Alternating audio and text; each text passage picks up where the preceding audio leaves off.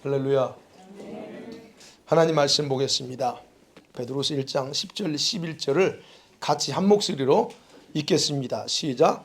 그러므로 형제들아 더욱 힘써 너희 부르심과 택하심을 굳게 하라.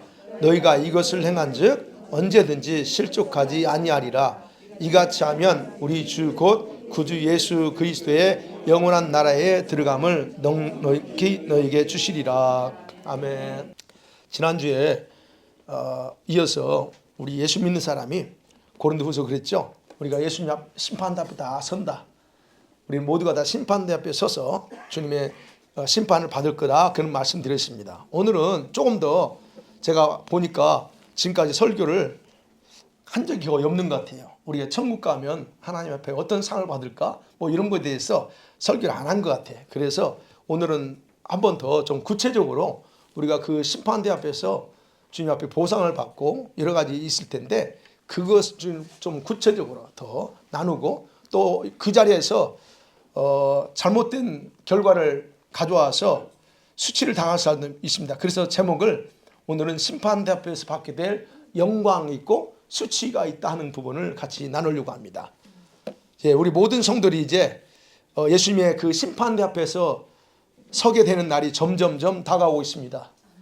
무슨 말씀이에요? 주님이 오실 날이 정말 코앞에 다가갔다는 것을 우리가 알기 때문에 그런 말씀 드립니다. 그렇다면 모든 성도들은 어찌됐든 예수님의 그 심판대 앞에 서서 하나도 숨김없이 지상에서 여러분의 어떤 삶을 살았는지에 대한 삶의 모든 여정을, 그 여정에 대한 삶의 가치를 다 평가받으면서 보상도 받을 것이고 벌도 받을 것, 둘 중에 하나가 결정될 거다, 제가 지난주에 말씀드렸습니다.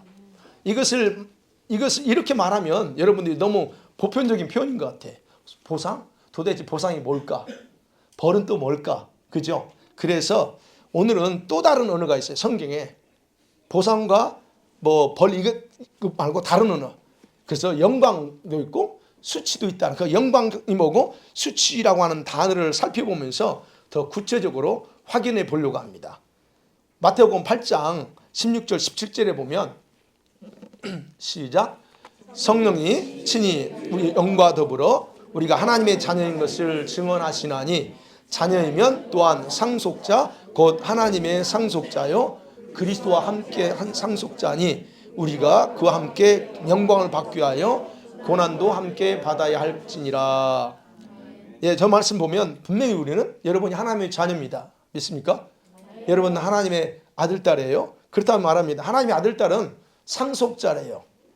하나님의 나라를 상속할 수 있는, 예수님과 함께 상속할 수 있는 상속자라 그런 말합니다. 그렇다면 여러분, 이 예수님 십자가를 통해서 구속받은 우리 모두가 예수님과 함께 이렇게 하나님의 나라를 상속받을 자들이라고 한다면 적어도 얼마나 감사합니까? 우리에게는 기본적으로 이 모든 권한이 보장되어 있다는 거죠. 그리고 여기서 봅니다. 상속이라고 하는 단어.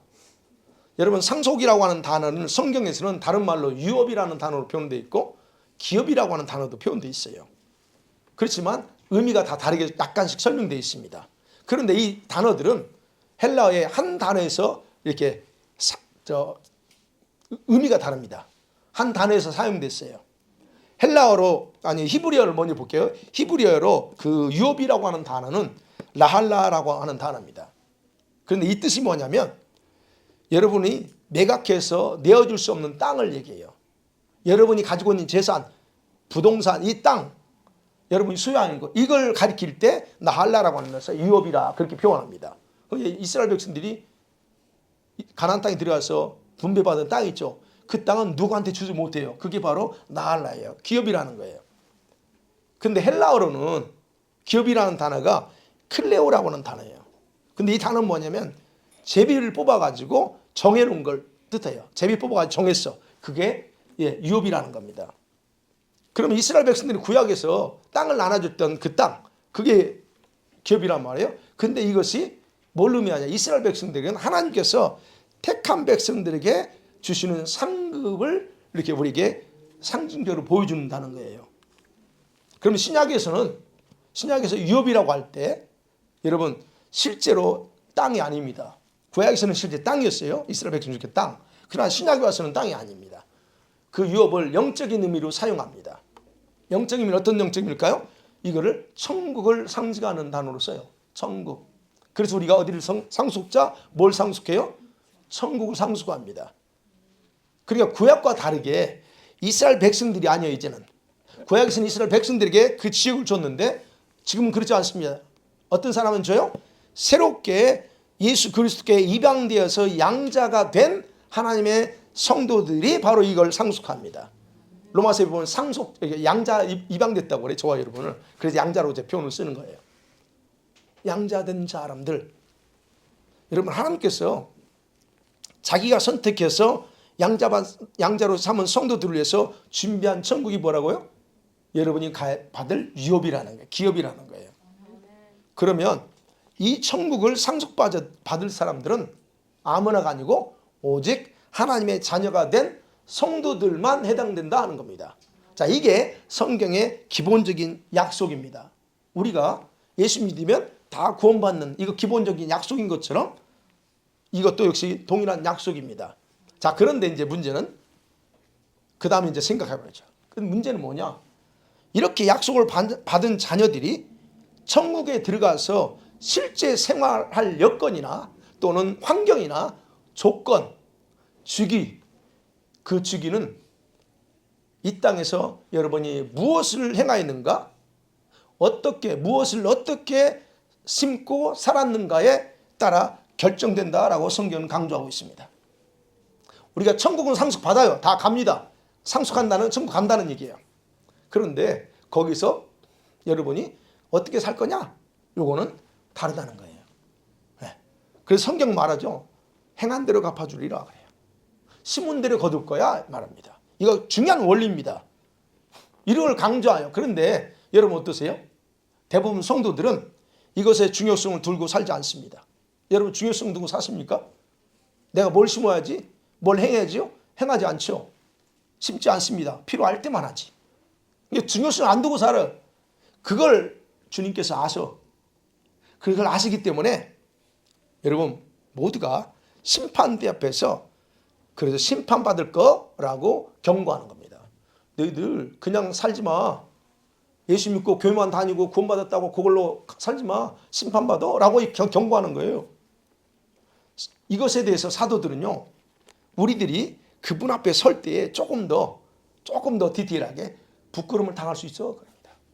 사도는 강조합니다. 너희가 그분 앞에 서면 부끄러움 당할 수도 있고 손해받았듯이 손해라는 말 또는 수치를 당할 수도 있어. 아니면 너희가 천국 가겠지만 천국에서 때로는 어떤 유업도 받지 못할 상황이 될 수 있다라고 구체적으로 경고합니다. 오늘 바로 그걸 살펴보려고 해요. 그런데 사도들은 그것만 얘기하지 않습니다. 사도들은 내가 너희들이 가르친 대로 행하면 너희들에겐 약속된 유업을 아주 영광스럽고 풍성하게 받을 수 있다라고 그것도 역시 동시에 강조합니다. 자, 첫 번째로 볼게요. 제가 크게 두 가지로 생각해서 나누려고 합니다. 하나는 손해보는 거, 여러분 수치당하는 겁니다. 어떤 사람이 수치를 당하냐는 거예요. 자신의 삶을 돌보지 않고 살았던 교인들이 당할 수치가 있습니다. 그걸 보려고 해요. 여러분이 심판대에 설 때 어떤 모습을 서기를 원합니까? 우리가 굉장히 중요해요. 그것에 대해서 요한일서 2장 28절에서 분명히 말합니다. 시작. 자녀들아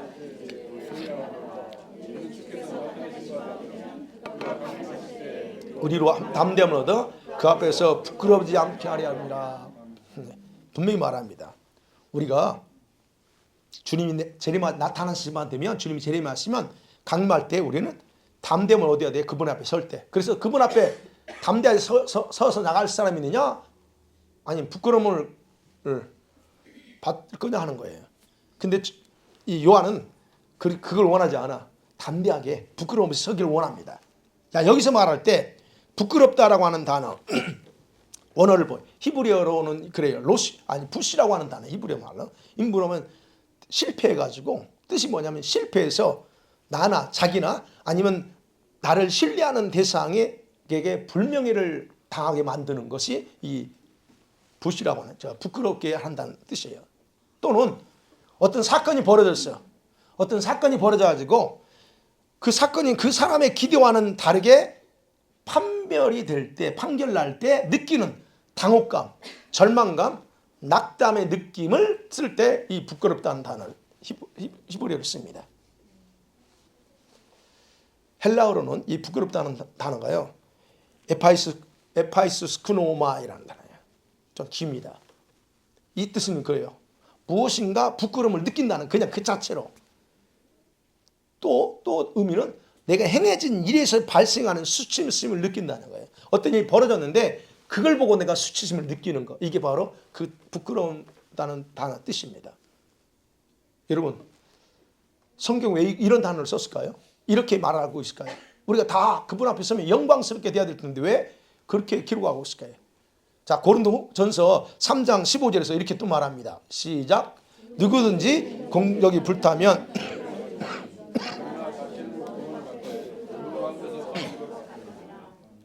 말합니다. 우리의 공적, 여러분의 삶이 어떻게 살았는지에 대한 것이 모든 걸 이제 불로 딱 태울 거예요. 그때 해를 받는 사람이 있다는 거예요. 근데 해를 받으면 구원은 받아, 걱정하지 마세요. 구원은 받습니다. 근데 어떤 데서? 불 가운데서 구원 받아요? 겨우 구원만 받는 거예요. 그러면 여기서 말하는 단어, 해라고 하는 단어입니다. 여기에 초점이 있어요. 해. 도대체 해를 받는 게 뭘까 하는 거예요. 쉽게 하면 손해겠죠? 우리 식으로만. 근데 그 이상입니다. 해라고 하는 헬라어 단어는 제미야라고 한다. 제미야. 이 단어인데요, 여러분, 무엇인가 많은 손상을 입는 거, 손을 가져오는 것이 이 단어 뜻이에요. 근데 그러면 그냥 단순하게 잃어버렸어 하면 좋은데, 근데 여기서 말하는 손상, 손해입었다는 것은 더 엄격한 의미가 담겨져 있어요. 뭐에 의해서 손상이 입었냐는 거예요. 뭐에 입었냐면 여기에 단순히 나쁜 상태가 아니고 폭력이 개입된 단어예요. 그러니까 나를 두들겨 패가지고 입힌 상처, 그런 의해서 내가 당한 손해, 이겁니다. 조금 더 심하게 여러분 두들겨 패고 찌르고 상처를 주고 완전히 빈털터리가 되게 만드는 상태, 그 상태, 그게 바로 이 해라고 하는 단어입니다. 여러분, 그렇다고 하면 우리가 그분 앞에 딱 섰을 때 이런 일을 당할 거냐 하는 거예요. 근데 그 단어를 써서 지금 우리가 이런 해를 당한다 그럽니다. 여러분, 우리가 이 땅에서 살아가는 동안의 삶이 이 심판대 뱀 앞에서 크게 당황하고 수치를 당할 수 있다는 걸 정확하게 우리에게 말해줘요. 부끄러움을 여는 부끄러움이 단순한 느낌이 아니에요. 아이 부끄러워, 이게 아니에요. 거기서 당혹감이라는 거예요. 낙담이 거기서 그냥 스스로 자신에게 수치심을 느끼는, 내가 왜 그랬을까 하는 수치심을 느낀다는 뜻이에요. 여러분, 이게 뭐예요? 우리가 예수님의 심판대 앞에서 상 받는 대신에 당할 슬픔이에요, 이거. 근데 이때는 다시 회개할 기회가 전혀 없다는 사실 때문에 더 당황합니다. 기회를 줬어요. 주님, 한 번만 기회 주세요. 전혀 기회 없다는 거예요. 끝입니다. 이것에 대해서 바울이 이렇게 표현해요. 히브리서 12장 17절에 보면 여기 에서가 장자잖아요. 장자권을 야곱한테 팔아버려요. 팔아버리고 나서 이제 축복을 야곱이 다 받네. 또 속였어. 다 받습니다. 그러고 나서 이제 어떻게 합니까? 다 뺏기고 나서 아버지한테 와서 복을 받으려고 합니다. 아버지, 나한테도 복을 좀 주세요. 아버지 말합니다. 없다 합니다. 그 내용을 히브리서 12장 7절에서 바울이 말합니다. 아버지한테 눈물을 흘리면서 구걸했지만 받지 못했다고 그래요. 거기서 그래요. 더 이상 회개하고 되찾을 수 있는 기회를 얻지 못했다라고 그렇게 기록하고 있습니다. 거기서는 아버지 보좌 앞에, 지금 예수님 심판대 앞에서는 전혀 기회 없습니다. 끝입니다. 그러면 생각해봐요. 이렇게 후회하고 내가 스스로 수치심을 느낄 정도로 손해를 본다면 주님께서 그런 사람의 삶에 대한 점수가 어느 정도일까 하는 거예요. 그 점수가 매우 실망스럽다는 거예요. 여러분의 지상의 삶이 너무 실망스러워, 맡겨주고 은혜 베추고 많은 걸 줬는데 그 삶의 결과가 너무 실망스러워요. 자, 이런 성도들에게 예수님께서 취하시는 행동은 단호합니다. 끝나 단호해요. 그래서 이런 성도들에게는 상급보다는 재앙에 가까운 결정을 내려요. 재앙.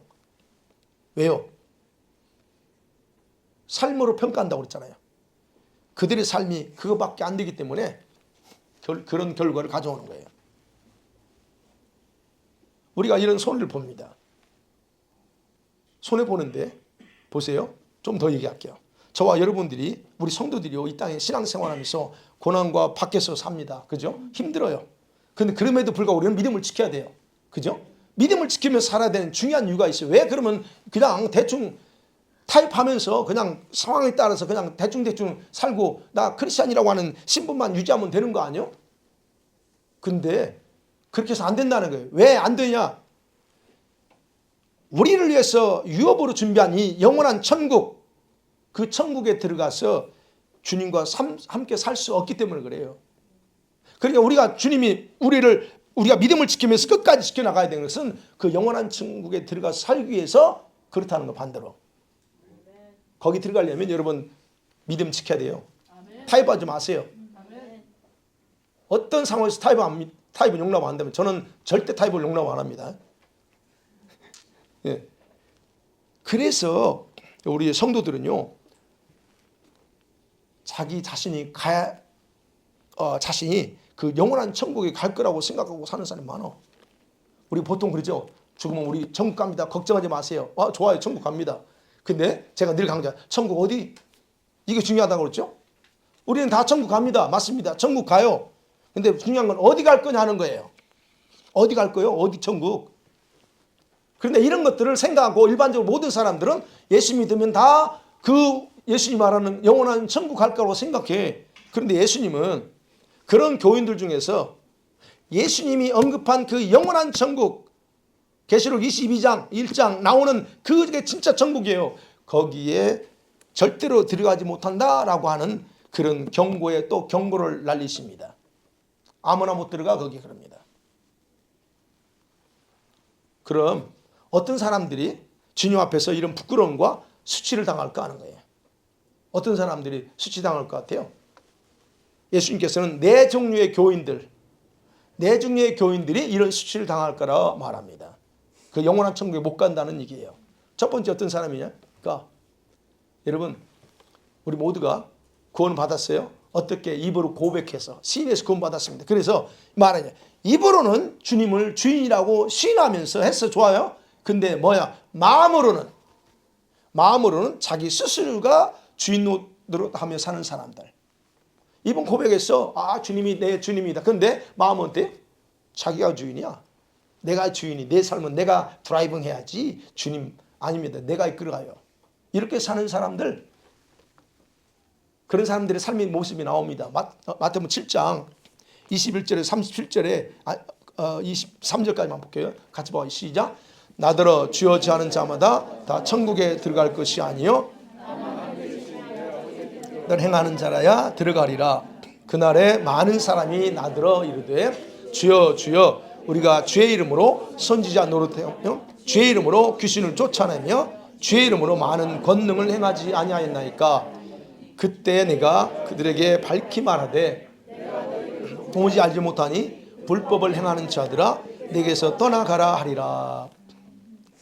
여러분 그 뒤 27절까지 보면 예수님이 그러죠. 믿음을 집을 져요. 집을 짓는 어떤 사람 반석에다 짓는 사람이 있고 어떤 사람 모래에 집을 짓는다 말씀합니다. 그래서 자기가 하신 말씀을 대해서 듣고 순종하는 사람은 반석에 집을 짓지만 자기 멋대로 사는 사람은 모래에 짓는다고 그래요. 그러면서 그 경고하거든요. 그러면 이런 사람이 어떤 사람이냐는 거예요. 예수 이름으로 선교사 노릇하고 예수 이름으로 목사 노릇하고 예수 이름으로 뭐 죄일 한다고 많이 또 능력도 받아서 많은 사익 할 수 있어요. 좋아요. 괜찮습니다. 그런데 문제는 뭐냐? 자기가 주인 노릇한다는 거예요. 주님의 뜻과 상관없이 자기가 주인 노릇한 거예요. 자기가 모든 걸 플랜 세우고 모든 걸 다 했어요. 그럼 주님 어디 갔냐 하는 거예요. 지난번에 제가 이 말씀 드렸죠. 주님과의 관계 속에서 주님은 세컨이고 자기가 모든 걸 주도했어요.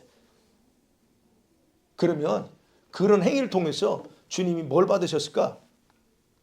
결과는 모래의 집을 짓는 거예요. 얘기하는 겁니다.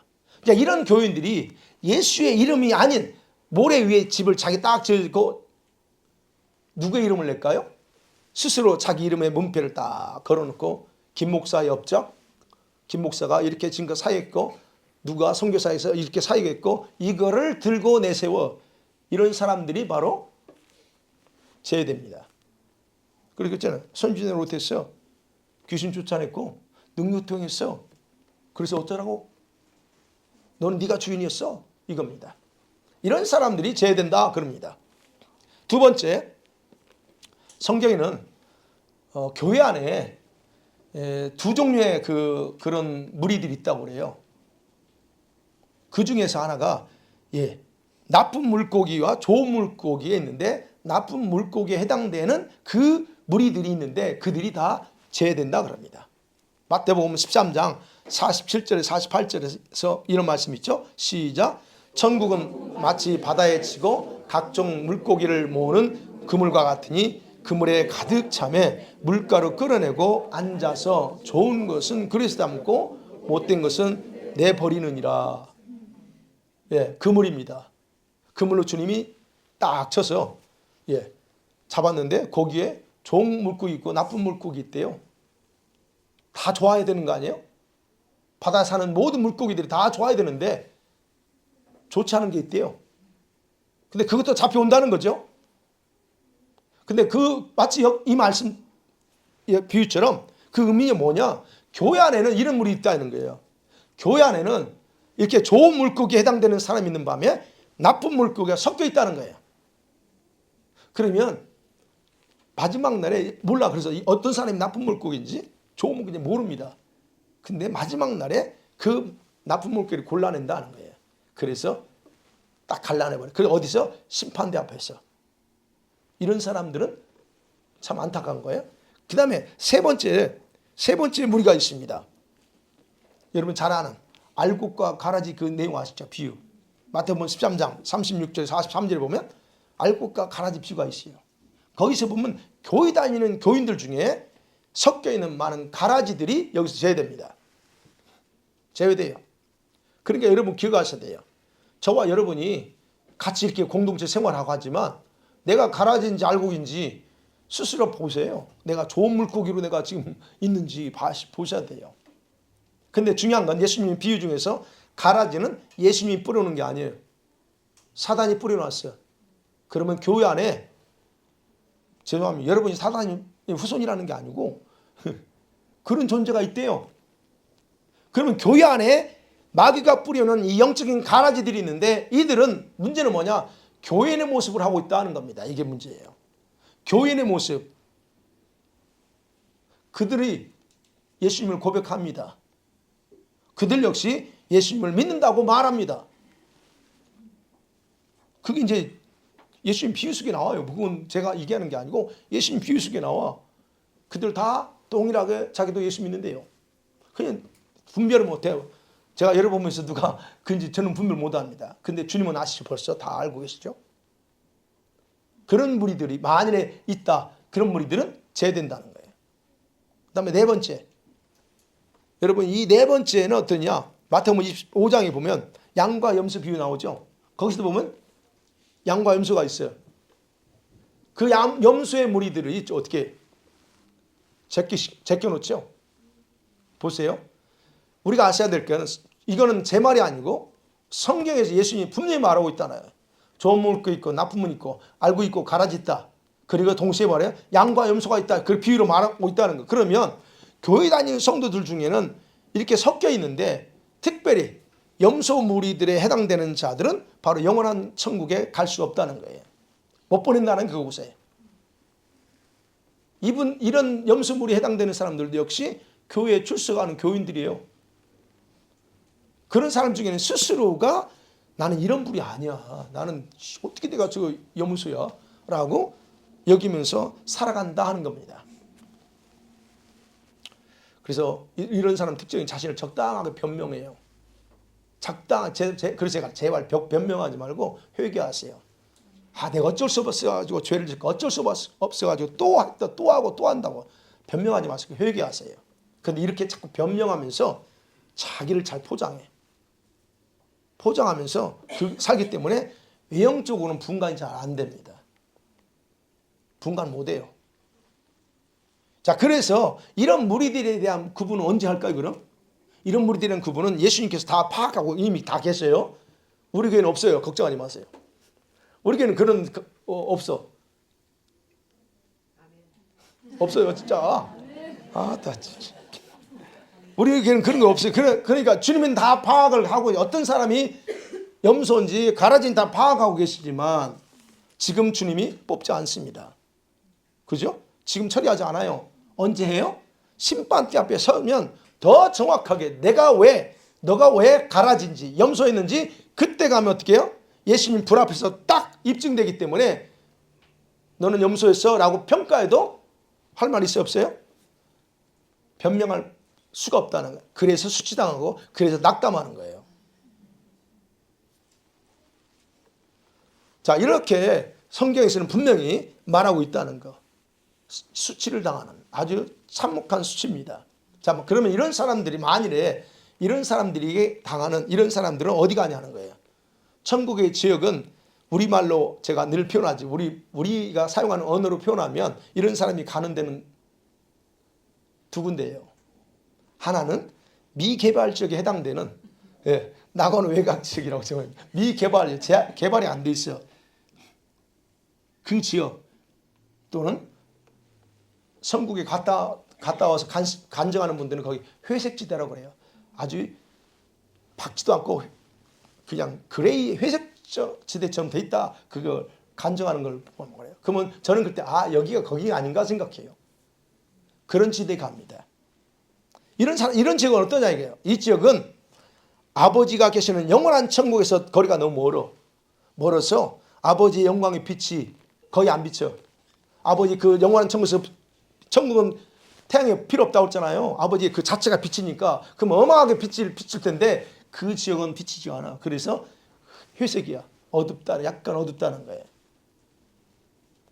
이런 사람들은 영원한 천국에서 누리는 어떤 혜택도 받지 못하고 살아갑니다. 물론 하나님이 돌보세요. 그들도 돌보지 않는 게 다 돌보십니다. 근데 그런 사람들은 지옥에 가지 않은 것만으로도 만족하면서 감사하며 사는 곳이 바로 그런 사람들이에요. 그러니까 여러분이 그렇게 사실래요? 살려면 좀 그런데 가면 안 되죠. 그리고 이렇게 수치를 당한 교인들 중에 또 다른 무리가 있어요. 이렇게 수치를 당하는 그런 교인들 중엔 한 달란트 받았던 그런 종처럼 게으르게 살았거나 아니면 예복을 입지 않고 마태복음 22장에 혼인잔치 나오죠. 예복을 입지 않고 살았던 자들 이런 사람들이 가는 곳은 딱 한 군데요. 어디요? 바깥 어두운 데. 거기서 이를 바득바득 한다고 그랬죠. 바깥 어두운 데서 슬피 울며 이를 바득바득 하더라 그래요. 그건 내 말이 아니에요. 예수님 말씀이요. 바로 그곳이 갑니다. 자, 이런 불행을 당하게 된다는 거예요. 그러니까 여러분 이런 수치를 성경에서는 이렇게 기록하고 있다는 거예요. 그 다음에 두 번째 그러면 생각합니다. 우리 주님께서 주님께 인정받는 성도들이 받을 영광이 있는데 그 영광의 종류가 달라요. 영광. 저와 여러분이 주님 앞에 받을 영광의 종류가 다 다릅니다. 그래서 제가 지난번에 말씀드렸죠. 우리가 같이 지금 신앙생활하지만 천국에 가면 다시 못 만날 사람도 있고 자주 만나서 같이 지낼 사람도 있어요. 왜? 지역이 달라. 그거 어떻게 알아요? 여러분 삶으로 평가된다 그랬잖아요.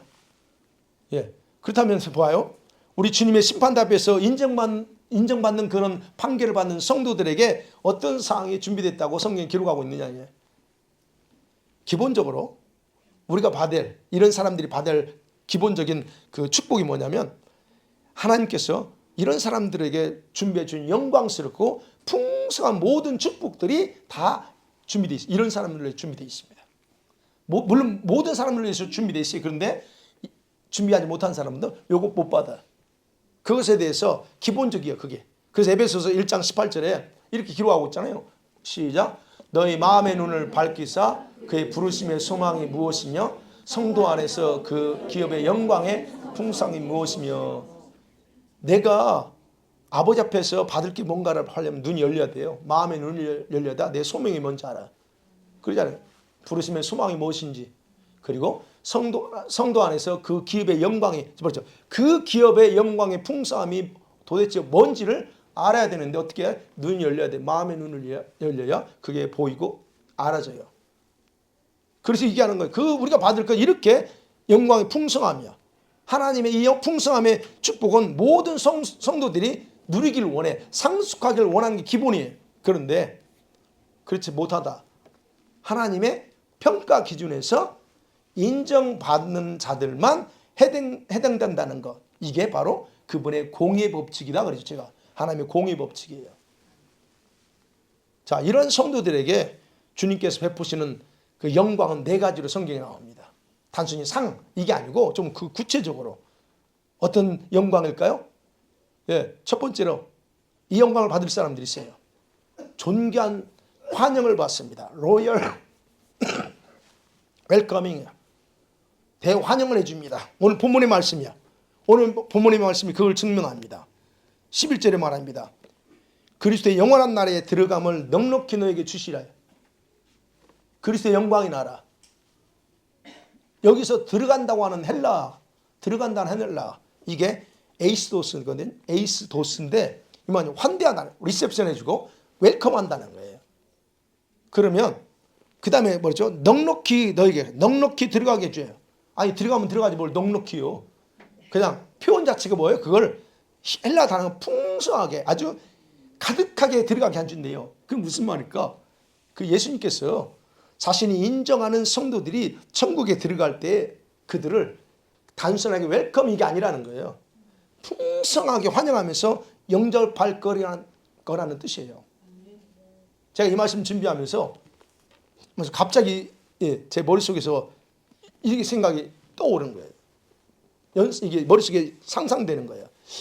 주님이 이렇게 영광, 존경, 환영을 받는 사람들, 성도들이 올 때 천사들이 다 명령을 하는 거예요. 얘들아, 주님의 지시를 다 받는 거예요. 천사들은 지시를 받아. 야, 내가 굉장히 존귀하게 여기는 자들이 들어오는데 그들은 환영식 준비하라 그런 거예요. 다 환영식을 준비하고 다 아름답게 해놓고 어땠을까요? 천사들이 양쪽에 다, 그리고 거기에 이미 가 있는 성도들이 어떻게 박수를 치면서 여러분과 제가 들어갈 때 대환영식 하는 거, 그 모습을 상상이 딱 들더라고요. 여러분 어떠세요? 주님이 여러분 들어갈 때 천사를 통해 대환영식을 베푼다. 여기서도 로얄 패밀리들이 가면 얼마나 영광스럽습니까? 그런 것처럼 바로 이런 영광을 우리에게 주신다는 거예요. 이게 얼마나 영광스럽냐는 거예요. 여러분 영광스럽지 않죠? 그러니까 감동이 없지. 천사들이 대환호를 해줘요. 여러분 제가 볼 땐 베드로는 이 환영식을 염두에 두고서 성도들에게 당부하는 거예요. 그러니까 이런 게 있다. 그러니까 너희들 더욱 열심히 힘써 너희들의 부르심, 콜링, 그 콜링을 더욱 충실하라. 각자 콜링이 있다고 그랬죠. 그 콜링에 충실하고 그리고 선택하심이죠. 택하심을 더욱 견고하게 힘쓰며 살아 그런 거예요. 내가 왜 선택받았지? 그 선택받은 것에서 견고하게 하라는 거예요. 그렇게 되면 너희들은 10절이 그래. 너희들은 실족하지 않을 거예요. 그러니까 언제든지 실족하지 않는다. 실수하지 않을 거라는 거예요. 부르심에 대해서 실수하지 않고 성공할 거라는 거예요. 이게 첫 번째. 우리에게 이 존귀한 자들에게 주는 이런 대환영식이 있습니다. 그 다음 두 번째 조금 더 깊어집니다.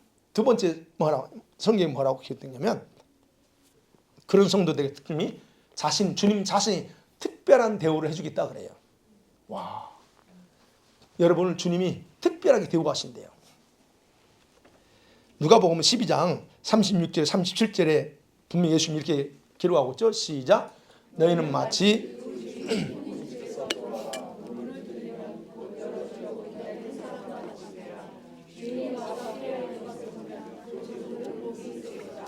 내가 진실로 너에게 이르노니 주인이 띠를 띠고 그 종들을 자리에 앉히고 나와 수종 들리라. 아멘. 이게 여러분 상상이 되세요? 아니 어떻게 감히 예수님이 자기 종들 수고했다고 자리에 앉혀놓고 주님이 이렇게 수종 든다는 표현이 그렇죠? 그럴까 하는 거예요. 예수님이 그럴 수 있어요 없어요? 있으십니다. 예수님이 지상에 계실 때 그렇게 하셨어요. 제자들을 요한복음 13장 보면 제자를 딱 앉혀놓고 어떻게 해요?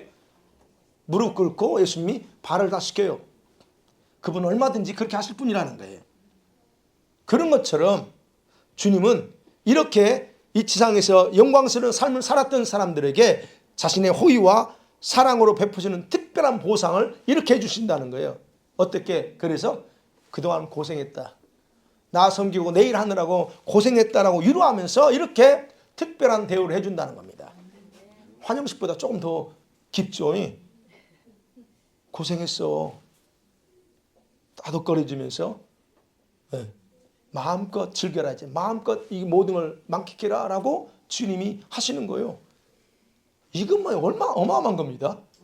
저 같은 사람들이 뭐길래 이거 해요. 두 번째예요. 그게. 또 성경에는 세 번째로 이렇게 되어 있습니다. 그런 사람들 어떤 영광이냐? 예수님과 같은 권세로 통치할 수 있도록 높이신다 그래요. 이게 좀 더 나가는 거죠. 예수님과 같은 권세를 가지고 통치해 넣어. 하늘나라의 어떤 지역을 통치하라 그럽니다. 이것도 기가 막힌 거죠.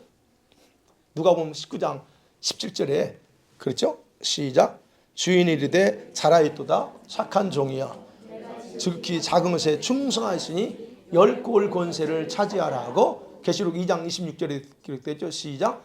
이기는 자와 끝까지 내 일을 지키는 그에게는 만국을 다스리는 권세를 주리니. 보세요. 여기서 말합니다. 누가복음에서 그랬죠. 10골 권세 다스려 너. 통치권을 줍니다. 너 10골 마을이죠. 한마디 10마을. 텐시리를 너 통치해라. 이 직을 너가 총독으로 통치하라는 거예요. 이런 영광을 줍니다. 근데 아무한테는 안 줍니다. 이거 뭐라고요? 이건 뭐냐면 충성이에요. 네가 지극히 적은 일에 충성했어. 그러니까 충성한 사람들이 줍니다. 이거는. 충성한 사람들에게 청지기적인 사명을 충성으로 감당한 성도들에게 약속하신 이 권세입니다. 이 충성한 사람들은 또 뒤에 가보면 또 줘요. 그냥 주지 않어요. 네 번째 주는 또 그걸 뭔가 또 보상을 해줍니다. 그러니까 저와 여러분이 크건 작건 간에 여러분이 하셔야 돼요. 충성하셔야 됩니다. 이런 거 나한테 맡겨. 대충 이게 아니에요. 충성. 그냥 천국에서 통치자의 위치까지 높여가지고 여러분에게 어떤 할당된 영역을 통치하게 만들어요. 여러분 천국은 어떤 곳이라고요? 여러분이 생각하는 천국 상상 이상입니다. 이 우주가 상상이 됩니까? 천국 이 우주는 뭐에 근거해서 만들었어요? 천국의 모형을 그대로 이 땅에 만들었다고 그랬죠. 그럼 이 우주가 여러분 다 답사가 안 돼. 천국은 더 많아. 그러니까 어떤 사람 금성에 보내서 너 여기 네 땅에 네 통치에 그럴지 어떨지 알아. 그 천국은 그만큼 어마어마한 곳이에요. 그렇다면 주님이 여기서 이런 일에 충성한 사람들은 그런 어떤 권세를 줘서 지역을 나눠서 통치해라. 그게 왕권이 왕권. 그 왕이 14만 4천 명이에요. 성경에 보니까. 그럼 14만 4천 어마어마하죠? 그런 어떤 걸 통치하게 만들어. 그럼 무진장이 크다는 거예요. 자, 네 번째 마지막으로 어떤 영광이냐는 거예요.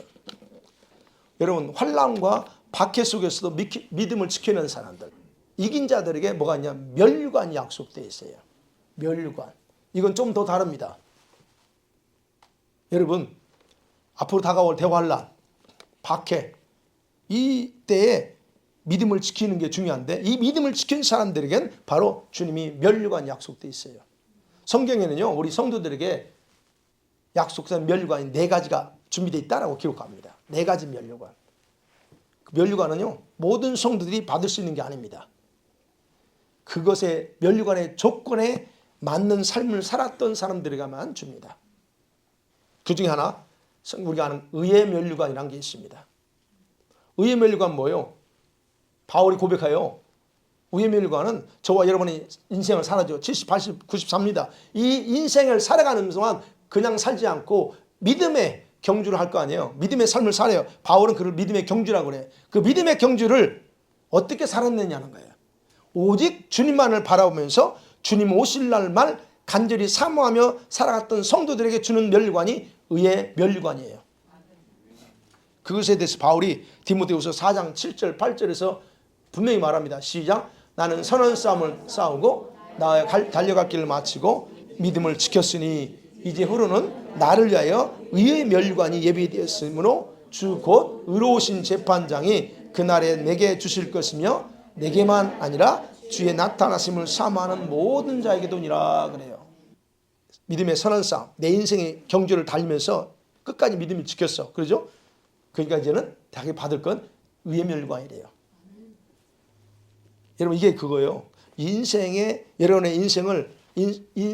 여러분의 인생을 믿음의 경주로 인식하고 주님만을 바라보며 달려가는 사람들, 그게 이 의의 멸관, 그분들이 약속됩니다. 그 다음에 두 번째 멸관이 생명의 멸관, 우리 너무 잘 아는 거. 생명의 멸관이 있습니다. 생명의 멸관은 특성이 있어요. 시련과 박해 속에서 고통을 당하더라도 끝까지 인내하면서 믿음을 지킨 자들에게 약속된 게 멸류관, 저 생명의 멸류관입니다. 믿음을 지킨다, 충성하는 거죠. 끝까지. 의를 위해서 핍박을 받는 사람들에게 약속된 게 마태복음 5장에 보면 의를 위해서 핍박받는 자들. 그 생명의 멸류관은 아무나 아니고 이런 사람들이 줘요. 야고보서 1장 12절에서 그렇게 분명히 기록하고 있어요. 시작. 시험을 참는 자는 복이 있나니 이는 시련을 견디어낸 자가 주께서 자기를 사랑하는 자들에게 약속하신 생명의 멸류관을 얻을 것이기 때문이라. 예. 시련, 고통, 어려움, 이런 어려움을 이겨내는 사람들에게 약속된 게 저 생명의 멸류관이야. 그러니까 여러분 신앙생활하면서 친구의 조롱, 이게 다 그냥 헛된 게 아닙니다. 남편이 받게 하죠. 힘들게 하죠. 남편들이 그런 분 안 계시니까 감사해요. 근데 그런 어떤 그럴 수 있어요. 남편이 안 믿을 거예요. 근데 그것들이 다 여러분이 이겨내면 그게 다 주님 앞에서 그게 그렇게 귀하게 여긴다는 거예요.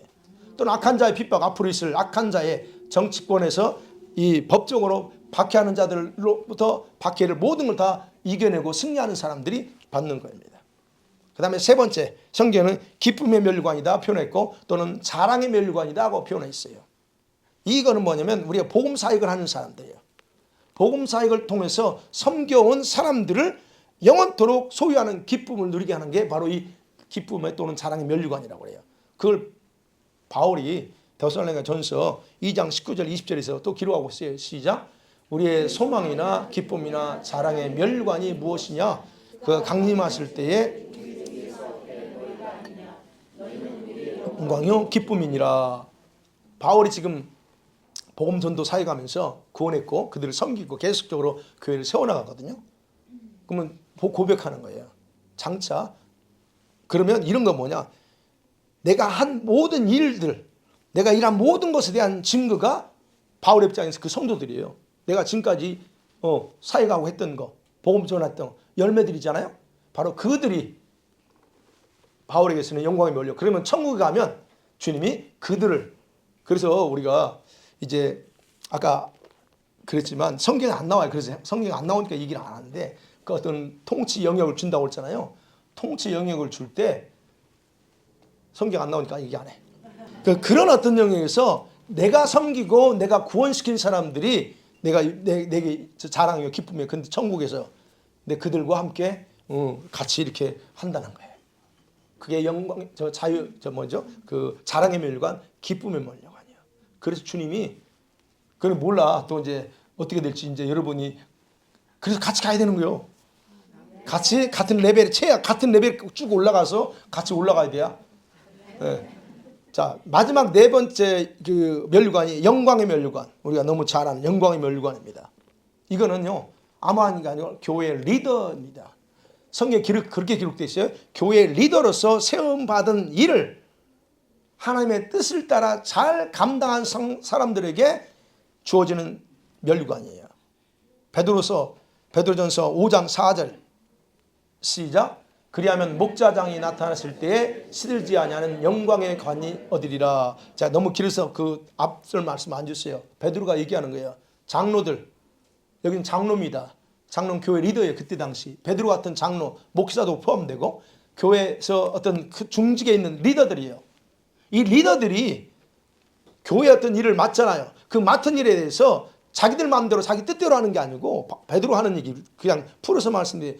하나님의 뜻에 맞게 그 일을 잘 감당하면 저 목자장이 나타났을 때에 실들지 않은 영광의 면류가 너한테 준다 그래요. 그러니까 여러분 교회에서 직분 받는 거, 세임 받는 거 굉장히 중요한 거예요. 그 대신 하나님의 뜻에 따라 해요. 근데 이 직분은 섬김이라고 그랬잖아요. 명예가 아니고. 근데 이게 참 안타까운 건 이걸 명으로 생각해. 장로가 되면 모든 칼을 다 잡았어. 우리 장로계에서는 그래. 약간 다 잡아서 자기 마음대로 하려고 그래. 그게 문제인데, 그러나 여러분 진짜 정상적으로 하나님의 뜻에 따라서 이렇게 일을 감당한 사람들에게는 주님이 이렇게 약속을 합니다. 그래서 이렇게 이런 그 보상을 해줘요. 영광스러운 일들. 자, 그렇다면 저와 여러분 예수님을 믿고 섬기는 삶을 살면서 생기는 여러 가지 어려움, 고난들은 결코 슬픈 일일까요? 아닐까요? 슬픈 일이 아닙니다. 오히려 우리 모두들의, 저와 여러분이 천국에서의 영광과 다 연결되어 있다는 거예요. 그게 남편의 일 할지라도 아내라 할지라도 영광과 관련되어 있다는 거예요. 네. 아까 읽었죠. 로마서 8장 17절 말씀에서. 그렇죠. 우리들은 주님과 함께 영광을 상속받을 사람들이에요. 영광 상속자예요. 그러면 뭐라고 했어요? 그 영광을 얻기 위해서는 뭐도 필요하다고요? 고난도 필수 받으라 그럽니다. 8장 17절을 분명히 그랬어요. 그 그리스도의 영광에 동참하려면 고난도 받아야 되라. 그 여러분 고난 없이 그냥 편하게 아무 문제 없이 고통 없이 가는 거 너무 좋아하지 마세요. 때로는 가끔 양념 있듯이 저기 좀 이렇게 있어야 돼야. 제가 볼 때는 고난이 필수입니다. 바울은요, 우리들이 그런 잠깐이에요. 우리들이 당하는 그 잠시 동안에 당하는 고난은 최고의 영원하고 충만한 영광이 되게 한다라고 바울이 분명하게 고린도후서 4장 17절에서 그렇게 말하고 있습니다. 시작.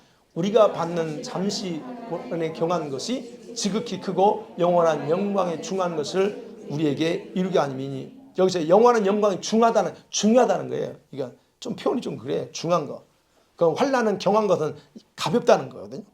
그러니까 우리가 믿음 생활, 여러분과 제가 믿음 생활 때문에 당하는 어려움, 고난 이런 것들은요 슬픔과 원망이 아니에요.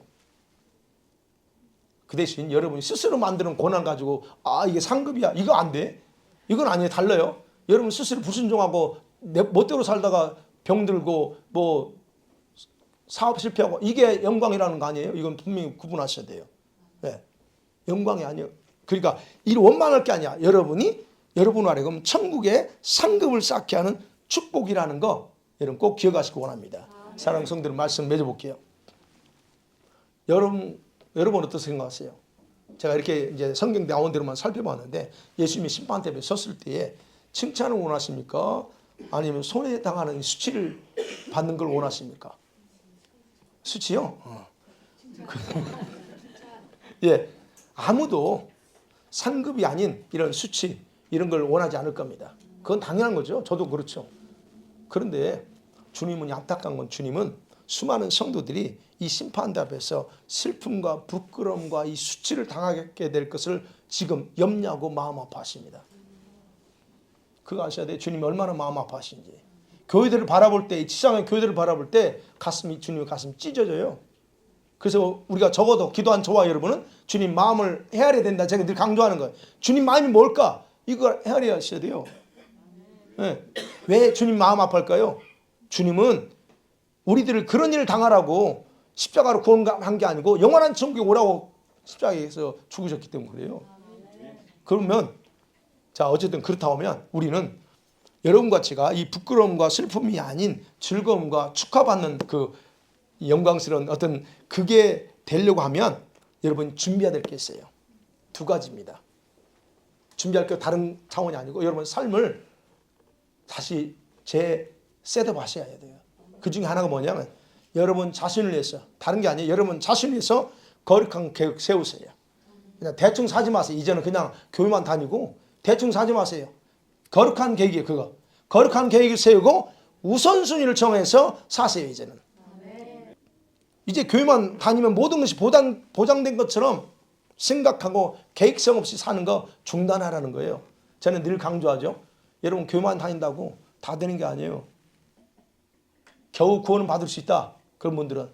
그러나 천국에서 이거 받잖아. 어디 갈 거냐 하는 거야 내가.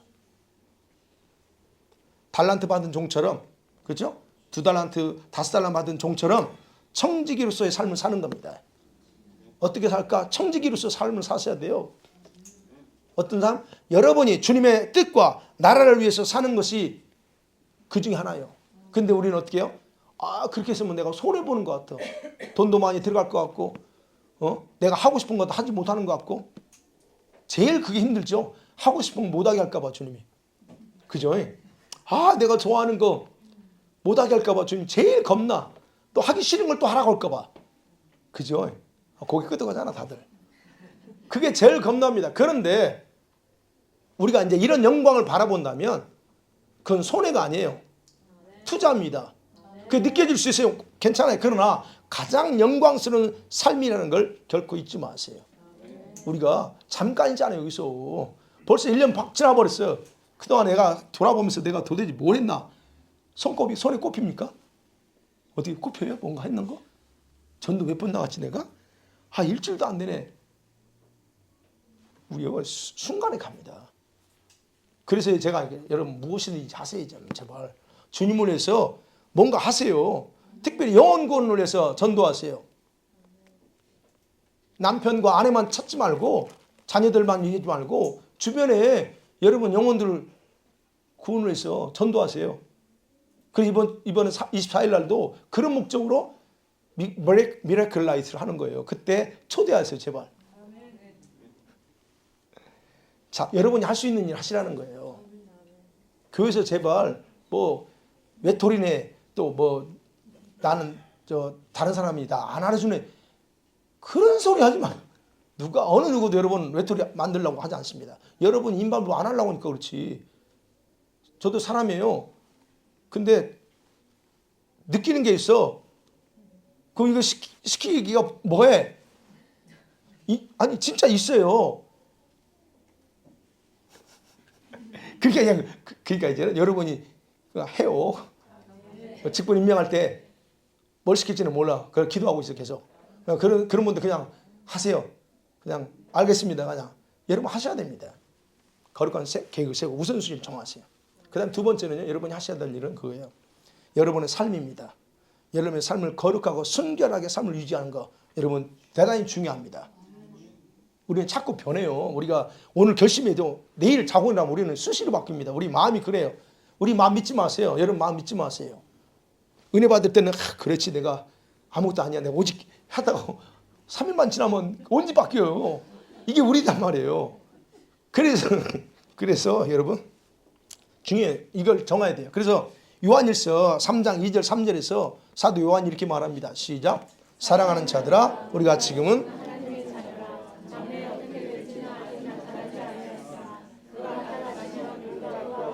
아는 것은 그의 참모습 그대로 볼 것이기 때문이니 주를 향하여 이 소망을 가진 자마다 그의 깨끗하신 것 같이 자기를 깨끗하게 하느니라.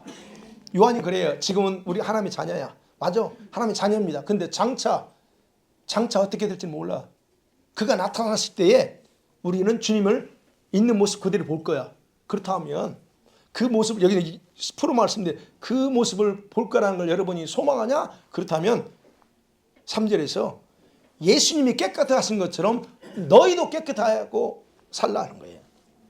예수님이 거룩하신 분인 것처럼 너희도 그분을 만나려면 거룩함으로 깨끗하게 하라는 거예요. 이 거룩하고 순결한 삶을 유지하는 거 쉽지는 않지만 그러나 또 쉽습니다. 왜? 성령께 기도하고 성령이 이끌어 갔으면 쉬워요. 내가 하려고 하니까 안 되지. 그래서 이 거룩한 삶을 살려면 죄 청산이 제일 먼저야. 3일 만에 넘어지는 이유가 뭘까? 죄가 청산이 안 됐어요. 그 부분에 대해서. 그래서 여러분의 삶에서는 과거의 죄 먼저 청산하세요. 과거의 죄가 늘 발목 잡습니다. 과거의 죄 기억 안 나죠? 기억 안 나도 짜서 하세요. 과거에 회개하셔야 됩니다. 그러면 기억 안 나면 나는 끝까지 하세요. 그리고 기도하세요. 하나님 생각이 안 납니다. 기도할 때 떠오르게 해주세요. 기도하다 보면 막 떠올라요. 그때 그런 경험 많이 하시잖아요. 내가 갑자기 왜 이 생각이 나지? 이거 회개할 거네. 회개하는 거예요. 그러나 그렇게 안 하면 묻힙니다. 근데 그것이 항상 발목을 잡아. 그래서 여러분 과거에 청산해야 되고 현재 죄는 어때요? 지금 살아가면서 지을 죄, 또 내가 늘 넘어지는 죄들은 어떻게 해야 돼요? 싸워야 됩니다. 싸워야 돼요. 히브리서에 보면 아직까지 피나기까지 싸우지 않았어 그럽니다. 여러분과 제가 피 터지도 싸워야 돼요. 뭐와? 죄와. 그 죄는 누가 지으려고 그래? 내가 지어. 여러분 스스로 여러분과 싸워야 돼요. 그래서 여러분이 과거 죄에 있다는 인정하셔야 돼요. 그리고 과거 죄 나면 지금 그렇긴 하지만 방언 기도하시면서 방언으로 기도하시면서 처리하세요. 여기까지. 자, 그리고 또 하나 주님이 보좌 앞에 계시면서 여러분을 중보하고 계십니다. 그러니까 여러분은 협력자가 있어요. 여러분 회개하고 할 때 주님이 중보하고 계십니다. 그래서 여러분이 이제는 죄가 되는 행동이 있다. 또는 주님이 싫어하는 것들은 더 이상 고집대로 하지 마시고 여러분 마음을 지키세요. 왜 고집대로요? 그거 중단하시라는 거예요. 그래야 죄를 안 져요. 그리고 이제는 여러분 생활에 진짜 열매를 예수님께서 맺도록 하셔야 됩니다. 우리는 열매 맺어 그러잖아요. 열매 맺어야 돼. 요한복음 15장에 보면. 그 열매는 어떻게 맺어야 되죠? 여러분 스스로 열매 못 맺어요. 거룩의 열매를 맺고 싶습니다. 근데 스스로 맺을 수 있나? 아니, 못 맺습니다. 가지는 뭐가 붙어 있어야 돼요? 어디에? 나무에 붙어 있어야 돼. 근데 우리가 붙어 있는 줄 착각해. 다 착각합니다. 아니, 요한복음에서는요.